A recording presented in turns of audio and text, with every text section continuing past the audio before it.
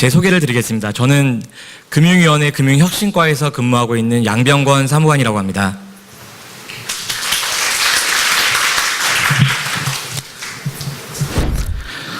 우리나라를 좀 평가하는 건데요. 이 내용은 사실 이제 굉장히 이제 부정적인 것들만 주로 담았고요. 우리나라는 세계에서 신용카드 시스템이 굉장히 잘 되어 있는 나라라고 생각을 합니다. 그 자체로서는 굉장히 이제 훌륭한데 오히려 신용카드 시스템이 너무 잘 되어 있기 때문에 다른 부분들에 좀 이제 문제점이 있다고 봤고, 이게 이제 지금 글로벌 시장에서 어떤 혁신과 종합 어떤 플랫폼으로 변화하는 이런 환경에 안 맞지 않을까. 그래서 그런 문제점을 지금 이제 몇 가지를 찾아봤습니다. 대표적인 게 폐쇄적인 결제 시스템인데요.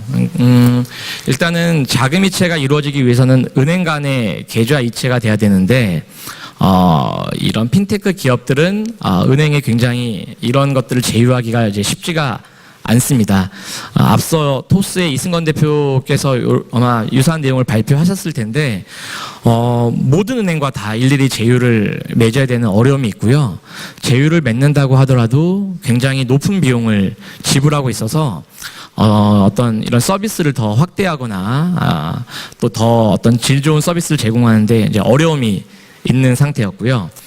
또 하나는 이제 은행조차도 자기 고객의 계좌에만 접근해서 이체나 결제 서비스를 제공할 수 있지 다른 은행의 고객에게 접근할 수는 없었습니다. 그래서 은행들도 종합적인 어떤 플랫폼으로 성장하는 데 이제 한계가 있었고요.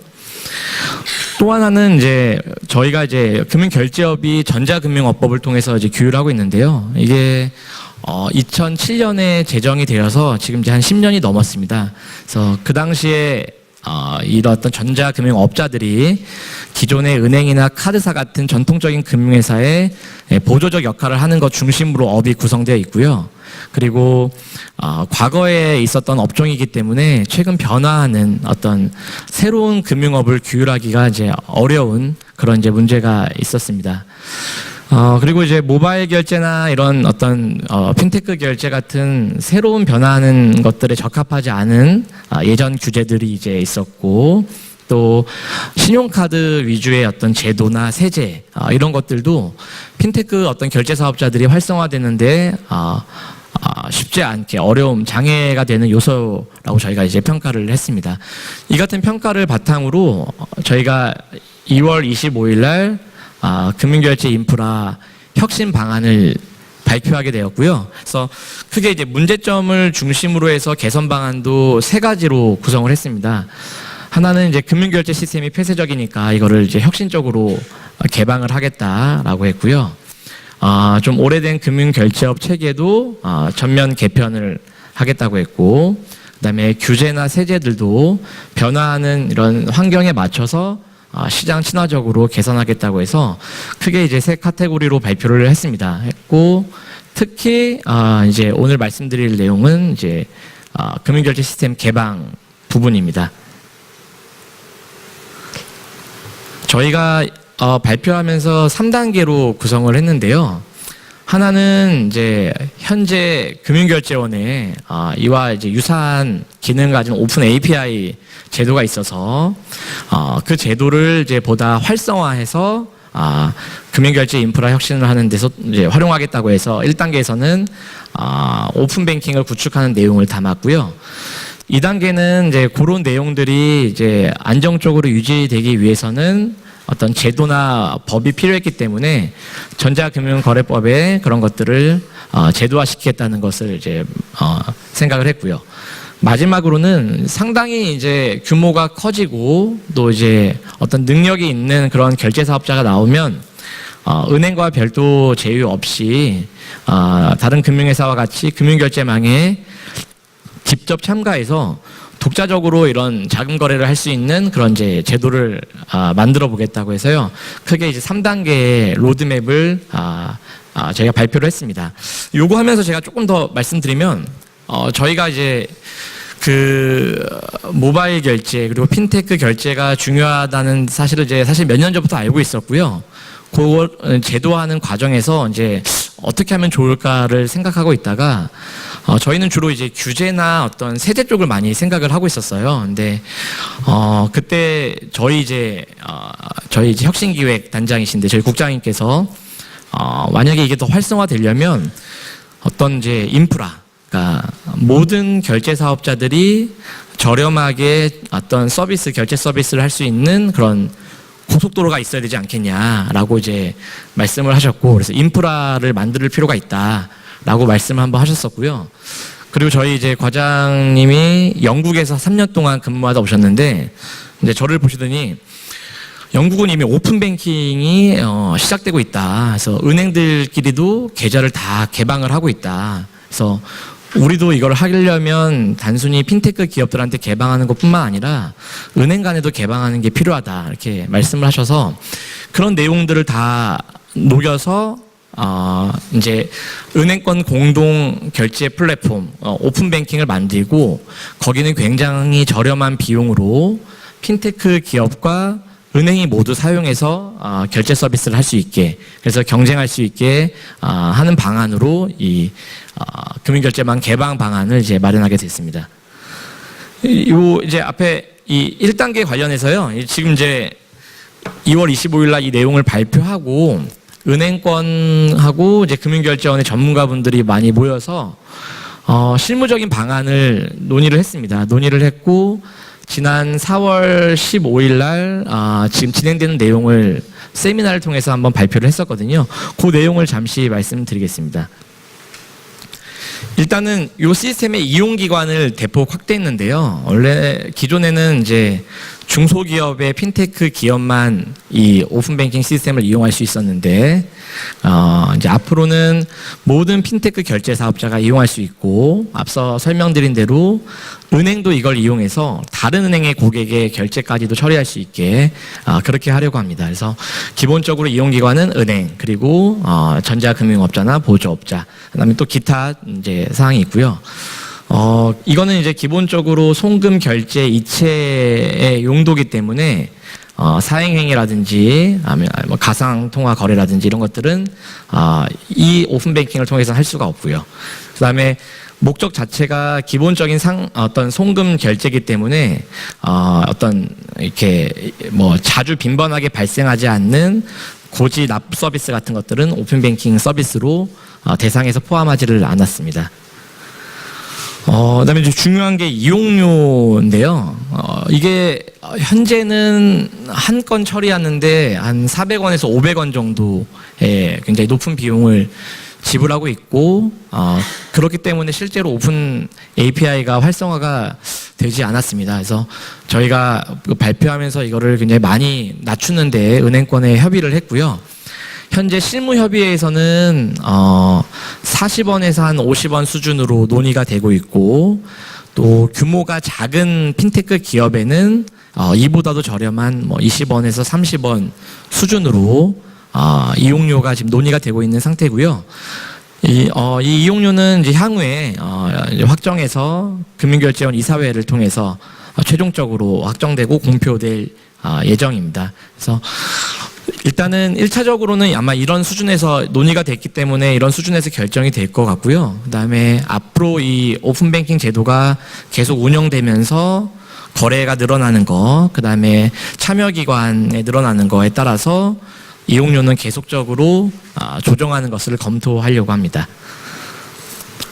일부 시스템 개선도 있는데요. 이제 기존에는 작은 기업들이 쓰는 거기 때문에 뭐 시스템이 많이 필요하지 않았는데, 앞으로는 대형 핀테크 결제 사업자도 참여하고 또 은행들도 이 시스템을 이용할 거기 때문에 아마 상당히 많은 거래가 있을 거라고 생각이 됩니다. 그래서 그에 걸맞는 시스템 증설을 이제 해서 안정적인 거래를 할 수 있게 하려고 하고요. 기존에는 이제 야간에 한 1시간 정도 시간 동안은 운영이 중단됐습니다. 근데 이제 그 시간 동안에 거래가 안 되면 불편하기 때문에 그 시간을 약 20분 이내로 축소해서 가급적이면은 이제 이렇게 중단 시간이 짧은 상태에서 운영될 수 있게 운영하려고 하고요. 그리고 이제 운영 인력을 충원하고 또 각종 시스템을 구축해서 24시간 동안 이제 안정적으로 장애에 대응할 수 있는 시스템으로 운영을 지금 하려고 하고 있습니다. 이 밖에도 뭐 다른 세부적인 사항들이 조금 더 논의될 것들이 있는데요. 뭐 잘 아실 수도 있는데 고객에 대한 뭐 인증 문제라든지 아니면은 결제 사업자들에 대한 어떤 보증 문제 뭐 이런 것들은 조금 더 논의해서 확정할 예정입니다. 그래서 이게 크게 지금 이제 오픈 뱅킹에 대한 구축 아니고요. 요 일정을 설명드리면 일단은 그 2분기 안으로는 최종적인 내용들을 다 정리를 하고 그다음에 그동안 참가하지 않았던 인터넷 전문은행 같은 경우에 9월까지 참여를 하고 한 10월 중에는 은행권부터 먼저 테스트를 실시를 하려고 하거든요. 이제 은행은 그동안 이용하지 않았기 때문에 거래 규모나 시스템 부담 같은 것들을 예측하기 어려워서 10월부터 테스트를 실시하려고 하고 핀테크 기업들한테는 최종적으로는 올해 연말 정도에 이 시스템을 개방해서 이용할 수 있도록 하려고 합니다. 다만 이제 12월에 바로 하기 위해서는 사전에 참여 기관에 대해서 접수를 좀 받고요.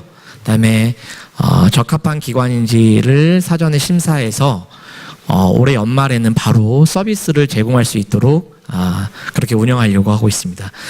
여기까지가 저희 이제 오픈 뱅킹에 대한 구축 내용, 그다음에 이제 일정을 좀 설명을 드렸고요.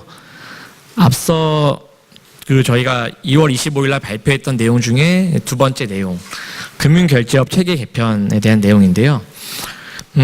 지금 이제 전자금융업법이 기본적으로 업종별로 구성이 되어 있다 보니까 탄력적으로 어떤 기능을 조합하거나 이렇게 하는 것이 어렵습니다. 그래서 기능별 규율 체계로 전환을 이제 하려고 하고, 그러면 이제 다양한 기능을 융합하거나 이제 섞어서 서비스를 제공하는 것이 가능해질 것 같고요. 또 하나는 이제 지금은 어떻게 보면은 선불결제업 위주로 사실 이루어지고 있는데 금융결제업을 좀 더 다변화하려고 하고 있습니다. 그래서 선불결제업은 일종의 어떤 소액을 충전해서 그 소액 범위 내에서 송금할 수 있는 제한적인 업인데요. 저희가 생각하고 있는 종합지급결제업은 결제 전용 계좌를 직접 결제사업자가 발급을 할 수 있도록 하려고 합니다. 그래서 계좌를 발급하면 한도의 구애를 받지 않고 그 계좌를 가지고 송금도 할 수 있고 결제도 할 수 있고 그다음에 이제 출금도 할 수 있고 사실상 이제 여신과 수신 기능이 없는 은행과 같은 유사한 그런 업을 하나 신설을 하려고 생각을 하고 있습니다. 그리고 반대로 몸이 조금 더 이제 가벼운 업으로 이건 이제 PISP, 유럽에서는 PISP인데 지급지시 서비스 업도 도입을 하려고 하는데요.